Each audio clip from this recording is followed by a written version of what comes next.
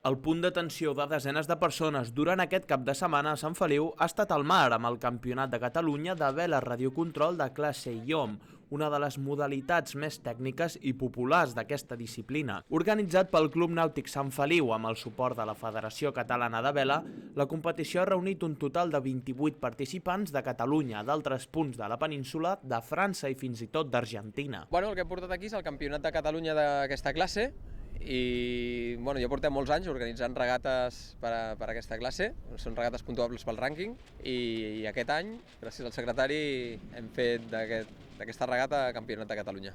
Jo crec que pel club és un orgull, no? Poder acollir un Campionat de Catalunya de qualsevol classe, con todo el cariño lo digo, sí. Però jo crec que és un orgull pel club poder tenir, més amb aquesta participació de 28 persones, de 28 regatistes.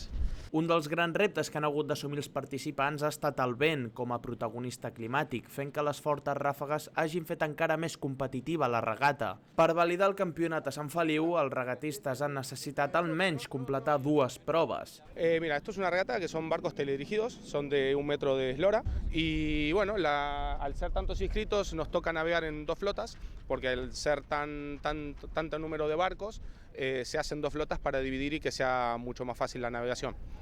Y la verdad, esperemos tener condiciones, que de momento las tenemos, y nada, pasarlo lo mejor posible. Hoy se hace una primera prueba, que es la única que lo que hace es decidir cómo van a seguir los siguientes emparejamientos, que hay una sola de clasificación. Luego, a medida de que empieza el campeonato, va viendo lo que se llaman promociones, van ascendiendo los que quedan primeros y los que quedan detrás van subiendo y bajando de grupo.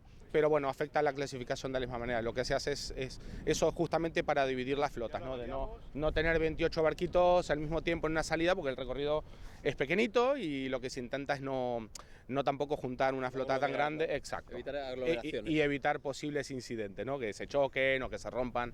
Se intenta, a ver, la gente ya hace conciencia de intentar no chocar, no por el precio, sino porque el daño, porque si tienes un daño te puedes quedar fuera de la regata, entonces hay un cierto respeto y en ese sentido somos una clase que la verdad que se porta bastante bien. La competició ha combinat l'atenció de les persones que passejaven amb l'espectacle dels regatistes, fent que a poc sigui una competició arrelada al Club Nàutic Sant Feliu que reafirma així el compromís amb la vela i l'esport.